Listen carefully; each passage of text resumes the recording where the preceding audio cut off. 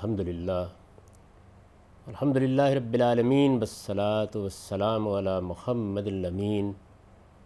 اعوذ باللہ من الشیطان الرجیم بسم اللہ الرحمن الرحیم۔ خواتین و حضرات، یہ سورہ بقرہ کی آیت 94 ہے جس سے ہم درس کی ابتدا کر رہے ہیں۔ بنی اسرائیل کے ساتھ اللہ تعالیٰ کا خطاب اس سورہ میں جاری ہے۔ اس سے پہلے یہ بات ان پر واضح کر دی گئی تھی کہ وہ جو رویہ اختیار کر رہے ہیں یہ صریح کفر کا رویہ ہے، یہ جانتے بوجھتے حق کو نہ ماننے کا رویہ ہے،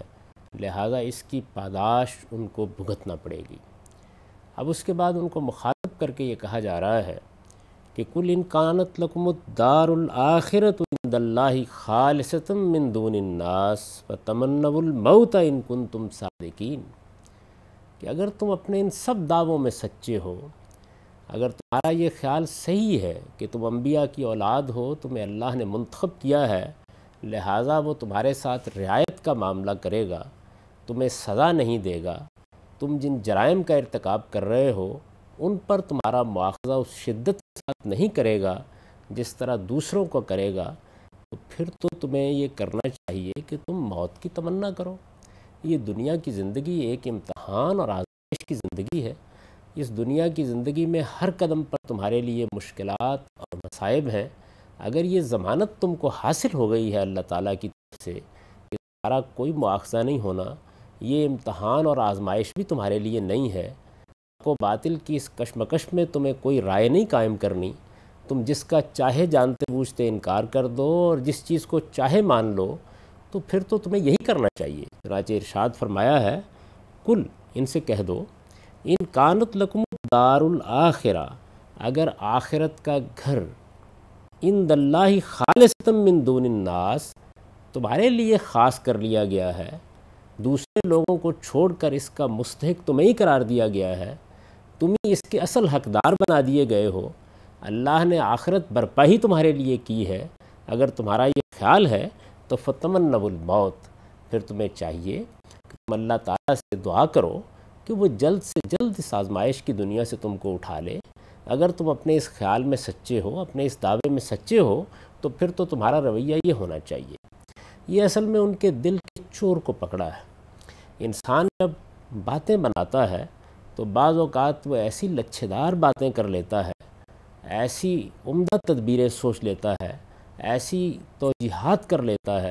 کہ جس کے بعد وہ سمجھتا ہے کہ اس نے دوسروں کو بھی دھوکے میں مبتلا کر لیا ہے اور نتیجے کے طور پر اپنے آپ کو بھی مطمئن محسوس کرنے لگ جاتا ہے۔ اللہ تعالیٰ نے یہ ان کے دل کی طرف ان کو متوجہ کر کے یہ ارشاد فرمایا ہے کہ ذرا اپنی اس بات پر غور کرو، کیا فی الواقع تمہارا یہ ایمان ہے؟ تم اگر اپنے اندر جھانک کر دیکھو تو تم پر یہ واضح ہو جائے گا کہ تم بھی یہ جانتے ہو کہ اللہ تعالیٰ نے کبھی کسی قوم کے ساتھ اس طرح کی بے انصافی کے وعدے نہیں کیے۔ اللہ تعالیٰ تو سراسر عدل ہے، سراسر انصاف ہے، وہ قائم بالقسط ہے۔ اس سے بڑھ کر اور کون ہے کہ جس کے قوانین بے لاگ ہوں گے، جس کی سنتیں غیر متبدل ہوں گی۔ اللہ تعالیٰ اس کائنات کا خالق اور مالک ہی نہیں ہے، وہ علیم و حکیم بھی ہے، وہ نہایت اعلیٰ صفات کی حامل ہستی ہے۔ اس کے جلال اور اس کے جمال اور اس کے کمال کو تم دیکھ سکتے ہو، اس کائنات میں دیکھ سکتے ہو، انبیاء علیہ السلام کے صحائف میں دیکھ سکتے ہو، خود تمہارے ہاں جو تعلیمات محفوظ ہیں ان کے اندر دیکھ سکتے ہو، تورات میں دیکھ سکتے ہو، انجیل میں دیکھ سکتے ہو، زبور میں دیکھ سکتے ہو۔ اللہ پروردگار عالم کے بارے میں تم نے یہ گمان کیسے کر لیا کہ وہ کوئی بے انصافی کرے گا، کسی قوم کو محض اس کی نسل کی بنیاد پر ایک چہیتی قوم قرار دے دے گا؟ اس میں شبہ نہیں کہ تم کو ایک منصب کے لیے منتخب کیا گیا تھا، لیکن اللہ تعالیٰ کا بے لاگ قانون یہ ہے کہ جب وہ کسی کو کسی منصب کے لیے منتخب کرتا ہے تو پھر اس کے ساتھ دونوں پہلوؤں سے معاملہ بھی اس کے لحاظ ہی سے کرتا ہے۔ اس کی ایک بہت عمدہ مثال قرآن مجید میں رسالت آپ صلی اللہ علیہ وسلم کی ازواج مطہرات کے باب میں بیان ہوئی ہے۔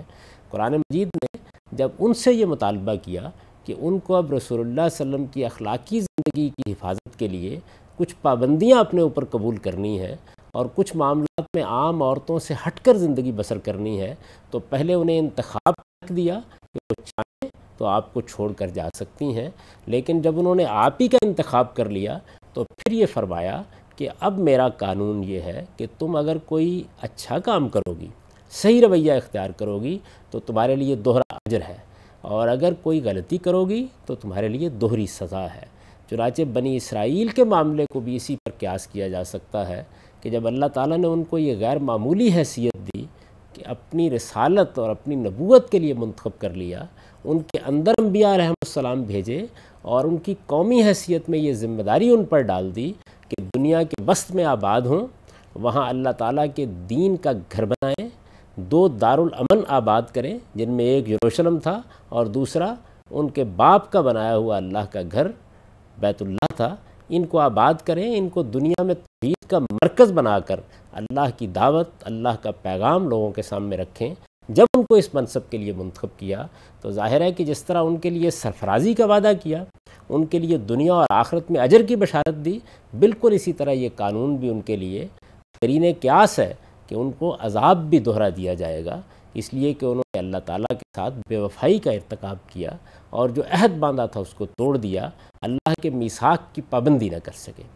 اسی پہلو کو رکھ کر اس سورہ میں ان کو ان کے جرائم پر توجہ دلائی جا رہی ہے۔ اگر ایک لفظ میں اس کا خلاصہ بیان کیا جائے جو بار بار اس سورہ میں سامنے آ رہا ہے تو وہ یہ ہے کہ خدا کا بے لاگ قانون تمہارے ساتھ بھی وہی کچھ کرے گا جو اس نے ہمیشہ قوموں کے ساتھ کیا ہے، لہٰذا اس سے نشنت اور بے خوف ہو کر یہ طریقہ اختیار نہ کرو۔ تمہارے لیے سرفرازی حاصل کرنے کا ایک اور موقع آیا ہے، اپنے جرائم سے توبہ کرنے کا ایک اور موقع آیا ہے۔ ایک پیغمبر کی بعثت ہوئی ہے، اس کو مانو، اس کے ساتھی بنو،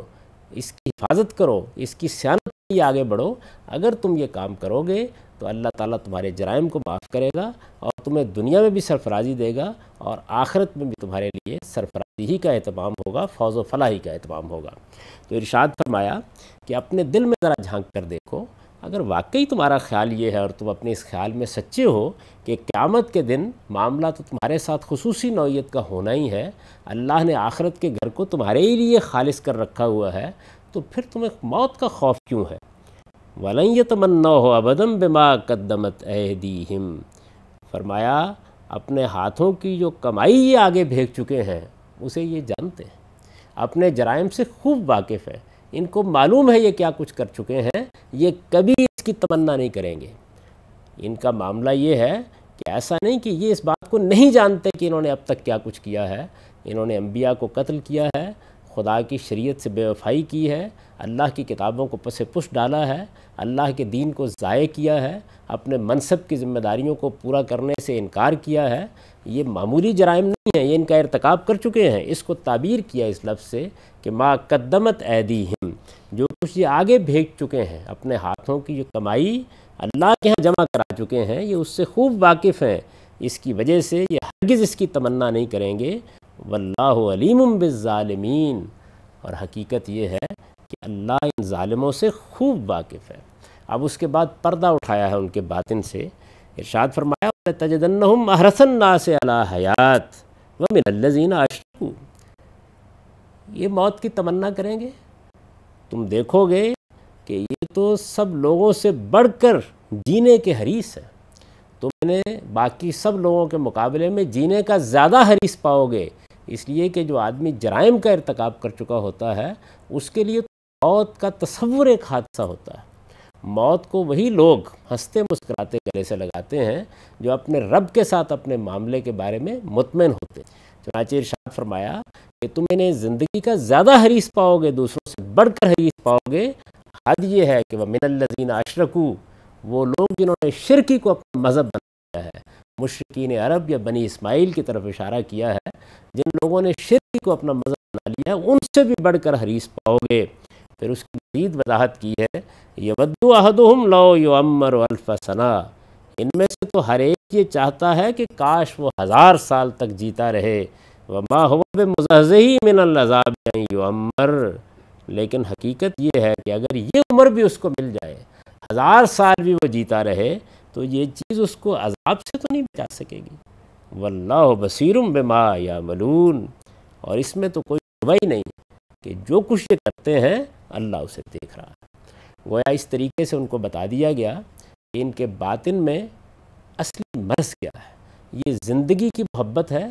اس دنیا کے مفادات سے تعلق خاطر ہے جو ان کو اتنے بڑے بڑے مہلک فیصلے کرنے پر آمادہ کر رہا ہے۔ یہی انسان کی بدقسمتی ہے کہ وہ اس دنیا کی زندگی کو اصل سمجھ لیتا ہے اور یہ بھول جاتا ہے کہ یہ حقیقت مزرعہ آخرت ہے، وہ یہاں جو کچھ بوئے گا اس کو وہی قیامت کاٹنا پڑے گا۔ اس حقیقت کو جب وہ فراموش کر دیتا ہے تو پھر اس کے بعد بڑے سے بڑے جرم کا ارتکاب بھی اس سے مستبد نہیں ہوتا۔ بنی اسرائیل کی جو فرد قرار داد جرم یہاں بیان کی جا رہی ہے وہ اسی کی تصویر ہمارے سامنے پیش کرتی ہے۔ وہ ہمیں یہ بتاتی ہے کہ لوگ جب خدا سے بے خوف ہو جاتے ہیں، دنیا کی زندگی کو اصلی چیز سمجھ لیتے ہیں، پھر اسی کے لیے جیتے اور اسی کے لیے مرتے ہیں، ان کی اصلی ترجیح بھی یہی ہوتی ہے۔ ان کے سامنے جب کوئی نازک موڑ آتا ہے، ایک طرف ان کی دنیاوی زندگی کی مسرتیں، لذتیں اور مفادات اور خواہشات کے پورا کرنے کے امکانات ہوتے ہیں، اور دوسری جانب وعدہ فردہ، ظاہر ہے کہ آخرت تو سامنے نظر نہیں آ رہی ہوتی، تو وہ ہر حال میں اسی دنیا کو ترجیح دیتے ہیں، یہاں تک کہ اگر انہیں اپنی عزت اور اپنی انانیت کو برقرار رکھنے کے لیے، اپنے نسل تفاخر کو بچانے کے لیے، اپنی عصبیت کی ناک اونچی رکھنے کے لیے اللہ سچے پیغمبر کا بھی انکار کرنا پڑ جائے اور اس کو سچا سمجھنے کے باوجود انکار کرنا پڑ جائے تو اس سے دیکھ نہیں کرتے، یہاں تک کہ اللہ کے نبیوں کو پہچان لینے کے بعد بھی ان کو قتل تک کر گزرتے ہیں۔ چنانچہ ان کی تاریخ بتاتی ہے کہ اس طرح کے جرائم نے کس طرح بغیر کسی تردد کے ارتکاب کیا ہے۔ ارشاد فرمایا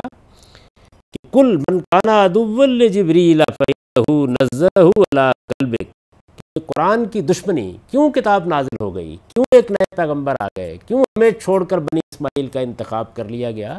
فرمایا قرآن کی دشمنی میں یہ جبریل کے بھی دشمن ہو گئے ہیں۔ ان سے جو لوگ جبریل کے دشمن ہیں، من کان عدوا لجبریل فإنہ نزلہ علی قلبک بإذن اللہ، وہ در حقیقت اللہ کے دشمن ہیں، اس لیے کہ اس نے یعنی جبریل نے تو اس قرآن کو اللہ کی اذن ہی سے تمہارے قلب پر اتارا ہے، وہ اپنے پاس سے تو اس کو لے کر نہیں آتے۔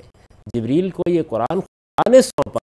اور انہوں نے اللہ کی یہ امانت لوگوں کو منتقل کی ہے۔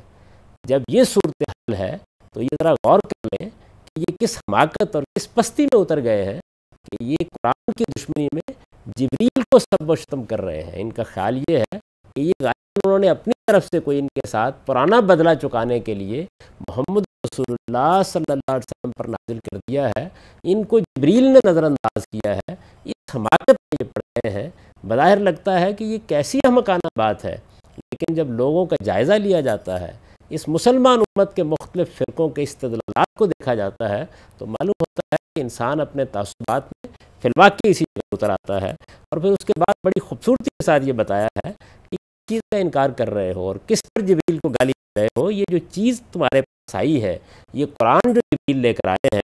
یہ تو در حقیقت تمہارے یہاں موجود پیشین گوئیوں کی تصدیق کر رہا ہے، یہ تمہارے لیے ہدایت ہے، یہ تمہارے لیے بشارت ہے کرتے کہ تم مومن ماننے والے ہو۔ مصدقا لما بین یدیہ وہدی وبشریٰ للمؤمنین، اور پھر ارشاد ہوا کہ من کان عدوا للہ وملائکتہ ورسلہ وجبریل ومیکائیل فإن اللہ عدو للکافرین، یہ تو تمہارے پاس ہدایت ہے، یہ بشارت ہے، اگر تم چاہتے ہو تو لپک کے اس کو ہاتھ میں لیتے، لیکن جب تم نے جبریل کی دشمنی اور قرآن کی دشمنی کو اپنا اصل کام بنا لیا ہے تو یہ سن لو کہ جو اللہ اور اس کے اور جبریل اور میکائیل کے دشمن ہیں تو اللہ بھی ایسے کافر کا دشمن ہے۔ اور جب اللہ دشمنی کا اعلان کر دے تو پھر اندازہ کر لو کہ تمہارے ساتھ کیا ہونے والا ہے اور تم اپنے آپ کو کس انجام کی طرف بڑھ رہے ہو۔ اس طرح پوری ان کی ذہنیتی کو بے نقاب نہیں کیا بلکہ ان کی حماقت پر بھی توجہ دلائی ہے کہ وہ کس ہستی کے ساتھ معاملہ کر رہے ہیں، کس پستی میں اتر کر رہے ہیں۔ اس پوری سورہ میں جگہ جگہ یہ حقیقت واضح ہوتی ہے کہ انسان جب اپنے تعصبات کا اسیر ہو جاتا ہے اور اپنی لگام اپنی خواہشات کے ہاتھ میں دے دیتا ہے تو وہ کیسی کیسی حماقتیں کرتا ہے اور کس کس طریقے سے اپنے مقدمات قائم کرتا ہے۔ اللہ تعالیٰ نے ان کے باطن کو بھی کھول دیا، ان کی حرص پسندی کو بھی واضح کر دیا، دنیا سے ان کی محبت کو بھی نمایاں کر دیا، آخرت سے ان کی نیازی بھی واضح کر دی، اور یہ بھی بتا دیا کہ یہ کیسی احمقانہ حرکتیں کر سکتے ہیں۔ اب ان آیات کا سادہ ترجمہ جس طرح میں نے کیا سن لیجئے۔ ارشاد فرمایا ہے ان سے کہو اگر آخرت کا گھر اللہ کے نزدیک سب لوگوں کو چھوڑ کر صرف تمہارے لیے خاص ہے، تمنا کرو اگر تم اپنے اس دعوے میں سچے ہو، اور تم دیکھو گے کہ اپنے ہاتھ